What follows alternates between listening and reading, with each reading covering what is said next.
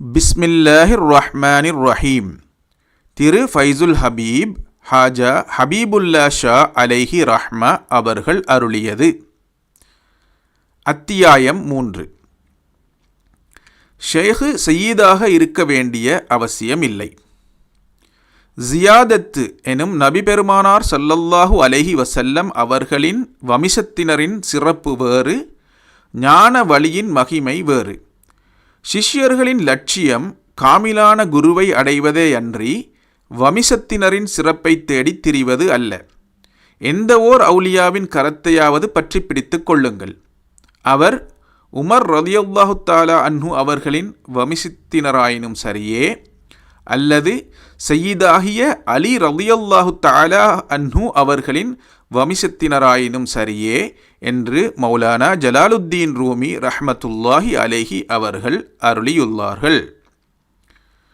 குரு தரிசனத்தின் பலன்களும் அதனையொட்டிய போதனைகளும். முரீதாகுபவர் கீழ்காணும் போதனைகளின்படி நடந்து வர வேண்டும். சதா காலமும் முரீது தன் குருவை தரிசனம் செய்து கொண்டே இருக்க வேண்டும். அப்படி தரிசிப்பதின் மூலம் குருவில் ஒன்றித்து விட்டால் முரீதின் அகமியத்திற்கும் குருவின் அகத்துக்கும் தொடர்பு உண்டாகும். அதனால் குருவின் சிபத்துக்கள் முரீதின் அகத்தில் பிரதிபலித்து முரீதின் அகத்தேயுள்ள மறைவான தீமைகளை விளக்கும்.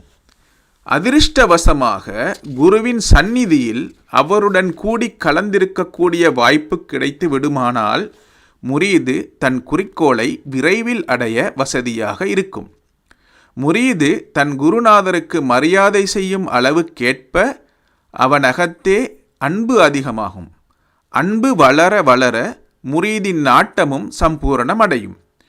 ஷேகை தரிசனம் செய்யும் முறையை காமிலான குருவிடமே கற்றுக்கொள்ள வேண்டும். முரீதின் ஆராய்ச்சி இதில் பயன் தராது.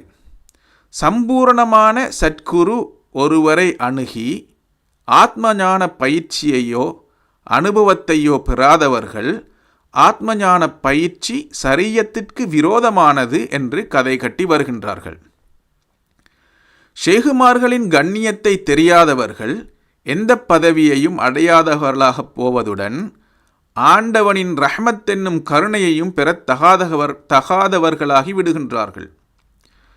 சத்குருநாதரான ஒரு காமிலான ஷேகிடம் பையத்து பெற்று முரீதான பின்னர் நல்ல குணம் உடையவராகவும் ஷேகின் கண்ணியத்தை காப்பாற்றுபவராகவும் நடக்க வேண்டியது முரீதுடைய கடமையாகும்.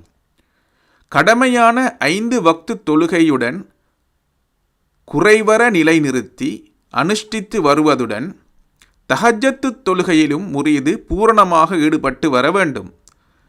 தஹஜ்ஜத்து முதல் சுபகு வரையில் ஷேகு போதனை செய்த தவக்கிரியைகளை ஜிக்ரு அனுஷ்டானங்களை கடைபிடித்து வர வேண்டும்.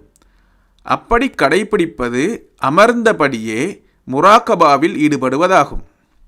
தூக்கம் மேலிட்டு தூங்கிவிட்டால் கூட அதனால் அதிக நலமே உண்டாகும். இந்த தூக்கமும் தவத்தில் சேர்ந்ததுதான். இன்னும் மற்ற சமயங்களில் அதே ஜிக்ரு ஜியானத்தில் இருக்க வேண்டியது முக்கியம். ஏனென்றால் மனிதன் வெளியிடும் சுவாசம் ஒவ்வொன்றும் அவனுடைய வாழ்நாளின் முடிவை கணிப்பதாக இருக்கும். அதே மூச்சில் அவன் வாழ்நாள் முடிந்து மௌத்து எனும் மரணம் வரவும் நேரிடும். அவன் அல்லாஹ்வை தியானித்தவனாகவே இறப்பானாயின் அது பெரும் பாக்கியமல்லவா?